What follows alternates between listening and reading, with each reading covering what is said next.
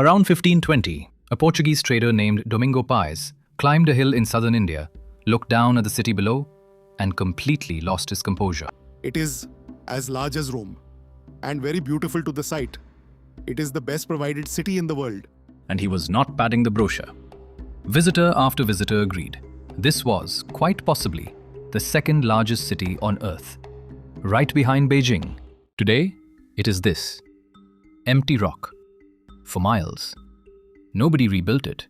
Nobody ever moved back in. The richest city on earth lost a single afternoon and was simply left where it fell. This is how. This is Vijayanagara.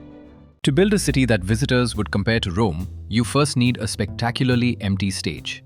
And in the early 1300s, South India got one. The Delhi Sultanate came south and knocked over everybody. The Kakatiyas of Warangal, gone by 1323. The little kingdom of Kampili, erased by 1327.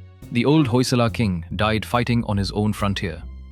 Every established power in the Deccan fell over within a single generation. Delhi, however, discovered the classic problem of conquering somewhere 1,000 miles from home. Staffing. The governors it left behind kept declaring independence. One breakaway founded the Bahmani Sultanate in 1347. Remember them? They are the neighbors from hell. And on the south bank of a river called the Tungabhadra, two brothers looked at all this glorious chaos and saw an opportunity. Harihara and Bukka, sons of a man named Sangama. Frontier soldiers with a river, a rock, and enormous ambition. We build here. River on one side, mountains of boulders on the other. Nobody attacks this from behind. And the name? Vijayanagara, the city of victory. It's a bold name to pick on day one before winning anything, but we'll allow it. Now, the traditional story of how these two got here is fantastic. It is also almost certainly a later invention. So let's enjoy it responsibly. The legend goes, the brothers were captured, taken to Delhi, converted to Islam, sent back south as governors, then reconverted to Hinduism by a sage named Vijayanagara, who inspired the whole empire. Great story. One tiny problem. The historical Vijayanagara didn't become head of his monastery until about 40 years after the city was founded. I inspired the founding of this glorious empire. Sir, in the year they founded it, you were not yet the guy. Not one document from the actual time mentions any of it. What's true is simpler. They were ex-Delhi service frontier warriors who filled a vacuum. Everything else is a memory that grew in the retelling. Historians can't even agree if the brothers spoke Kannada or Telugu. So we will simply be diplomatic and annoy everyone equally. Founding a kingdom in the Deccan came with a hard rule. To hold land, you needed cavalry. And to have cavalry, you needed war horses, which South India could not breed. The climate, the fodder, the humidity, local horses came out. And I'm quoting the general consensus here, disappointing. So the greatest empire the South would ever produce had to import its entire war machine, one boat at a time, from Arabia and Persia. Which brings us to this man. Hello, I represent the horse trade. Premium war horses, Arabian and Persian, shipped fresh to your nearest coast. You cannot win a war on foot, friend. You will see this gentleman again. His face will change over the centuries. His prices certainly will change. The faces change, the trade does not. No refunds. The Bahmani Sultanate to the north had better cavalry and better mounted archers. So around the 1420s, King Devarai II made a very clever, very underrated decision. He hired the expertise directly. He recruited Muslim cavalry and archers into his own army and gave them land. And according to one chronicler, he built them a mosque inside his Hindu capital. The same chronicler says he placed a copy of the Quran on a stand beside his throne, so his Muslim officers could salute their king without violating their faith. There is a Quran by the throne, for us. You fight for me. I would like you to be able to swear it honestly. Hold on to that image, because it is the first crack in a story you have probably been told your whole life. Here is that story. Vijayanagara, the last great Hindu empire versus the Muslim sultanates. A holy war, two civilizations, good versus evil. Pick your side. It's a tidy story. It's also mostly wrong. And the fastest way to see why is to look at what the Hindu kings were wearing. They adopted the tunic and the tall pointed cap of the Islamic courts to the north. They took a new royal title in Sanskrit and Persian, the Sultan among Hindu kings. The last Hindu empire's greatest king went by the title Sultan. Sit with that one. This wasn't conversion, it was fashion, politics. A shared Deccan world where everyone raided everyone and everyone, apparently, shopped at the same tailor. remember the hat. The wars themselves were about one thing: real estate. Specifically, this strip of very good farmland between two rivers, the Raichur Doab. Vijayanagara and the sultanates would fight over the Doab for 2 centuries. It changed hands so often, the local farmers probably stopped repainting the border, and word of this rich, warlike city began to travel. Reviewer number 1 arrives around 1420, an Italian named Niccolo de Conti. The city is 60 miles around. It holds 90,000 men fit to bear arms. The king is more powerful than all the kings of India. 60 miles around. Conti buddy, did you walk it or did you estimate that from the hill over lunch? This is your first taste of a running theme. The people describing Vijayanagara were consistently, gloriously terrible at numbers. File it under citation needed. Reviewer number 2 is a heavyweight. Abdur Razak, a Persian ambassador, arrives in 1443. And unlike Conti, some of his wild claims actually check out. 7 fortified walls, one inside the other. Between them, fields and gardens and houses. And archaeologists have since confirmed it. Concentric rings of fortification, a metropolitan zone spreading over hundreds of square kilometers. The 7 walls were real. In the bazaar, they sell pearls, rubies, emeralds and diamonds, openly, in the open street. The eye has not seen, nor ear heard, of any place resembling it upon the whole earth. Diamonds, sold in the street, like vegetables. Which raises an excellent question. Where was all this money actually coming from? Reason 1. Diamonds. At this moment in history, the riverbeds near Vijayanagara were essentially the only significant source of diamonds on the planet. The whole world's diamonds came from here for centuries. The Kohinoor is from this tradition. That is not a small monopoly to be sitting on. Reason 2. Those horses. Every empire in the Deccan had to buy them, which turned Vijayanagara's ports into a permanent, roaring cash register. Reason 3, and the clever one. The temples were the banks. Kings poured land and gold into them. The temples employed thousands, funded the canals, and moved the money. The gods were also the treasury, and they spent it on water. Dams, canals, and giant reservoirs pulled the river across dry land, turning rock and scrub into farms. All of it paid for in gold coins called varahas. Now, with the money sorted, let's speed through the palace politics, because the throne of Vijayanagara changed families twice, and both times the method was, broadly, stabbing. The founding Sangama dynasty faded. In 1485, a powerful commander named Saluva Narasimha simply took the throne. Usurpation number 1. Then his family's own regent had his heir removed and put his own son on the throne instead. Usurpation number 2. A new dynasty, the Tuluvas. It sounds like chaos. And yet, out of all that backstabbing, the Tuluva line was about to produce the single greatest king in South Indian history. Sometimes it works out. In 1509, the throne of Vijayanagara went to a man named Krishnadevaraya. And for once, the hype is real. Reviewer number 3, Domingo Paez, met him in person and gave us the description historians still quote today. The most feared and perfect king that could possibly be. Cheerful of disposition and very merry, a man of much justice, or when subject to sudden fits of rage. Cheerful, just, merciful, tended his own wounded soldiers after battle, and occasionally terrifying. An excellent combination in a king, a stressful one in a boss. In 1520, he marched on the Sultan of Bijapur over, of course, the Raichur Doab, and a fortress that should have held for months fell to about 20 men. Krishnadevaraya's army was, according to the chronicler Fernão Nunes, 700,000 infantry, 32,000 cavalry, and 550 elephants. 700,000, sure. Once again, citation needed. But even the honest version is enormous. The city of Raichur held out behind strong walls, until a Portuguese horse trader in the camp, Cristóvão de Figueiredo, offered the king a new toy. About 20 men with guns. Matchlock muskets, we just pick the defenders off the wall one by one from over here. The fort's commander leaned over the battlement to see what was happening, and was instantly shot dead. The defense collapsed. Raichur fell. A hint of the future on a battlefield still ruled by cavalry. The gun was quietly starting to change everything. Nobody in this story writes that down. Those Portuguese were new arrivals. In 1510, they'd seized the port of Goa, which sat right between Vijayanagara and Bijapur and happened to be the front door for the entire horse trade. Their governor, Albuquerque, understood exactly what he was now holding. Whoever has the horses from Arabia and Persia will win. And now, the horses come through my port. Krishnadevaraya offered to buy every horse exclusively for a fortune a year.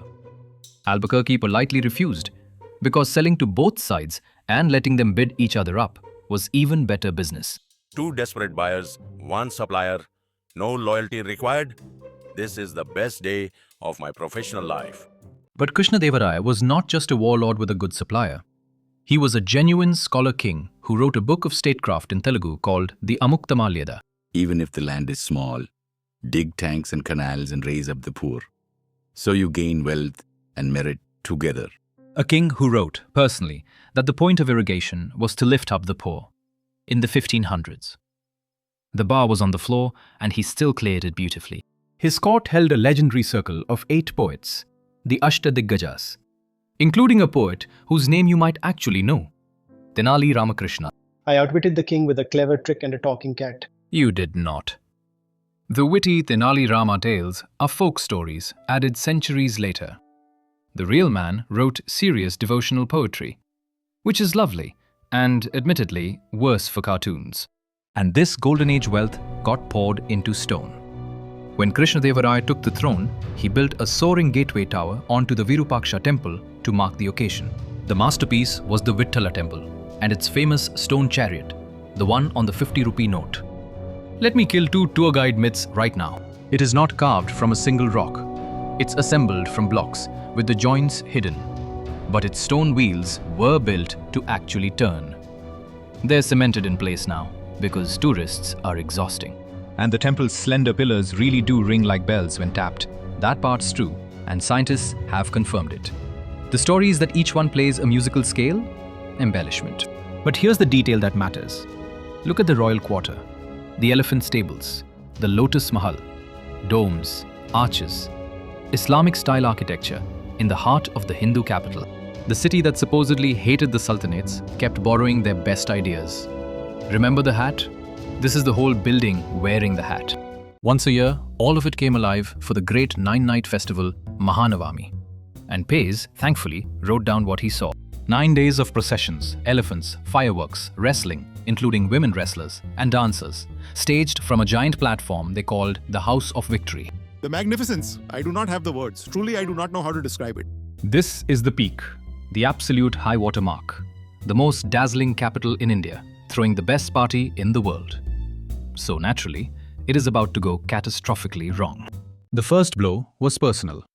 Krishnadevaraya's young son and heir was poisoned, and the grieving king, half mad with suspicion, turned on the one man who had made him, his mentor and chief minister, Timmarasu. He had the old man blinded. Timmarasu's guilt was never proven. Most historians think he was innocent. It is the great stain on a great reign. In 1529, Krishnadevaraya himself died of illness, still grieving.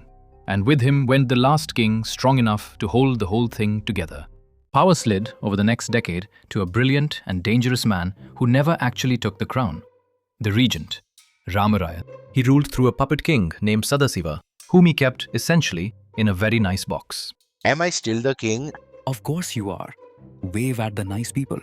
By now, the old Bahmani state had shattered into 5 Deccan sultanates, constantly at each other's throats. And Ramaraya played them like a fiddle. He allied with one to smash another, then switched. He married into their disputes and crowned their princes. He wasn't fighting the Muslim states, he was refereeing them. And this is the proof, one more time, that the Holy War story is a myth. Vijayanagara's armies had Muslim soldiers, the Sultan's armies had Hindu commanders. Everybody switched sides for politics, constantly. I am a Hindu general. I serve a sultan. In this war, that surprises no one but the internet. But Ramaraya made one fatal mistake.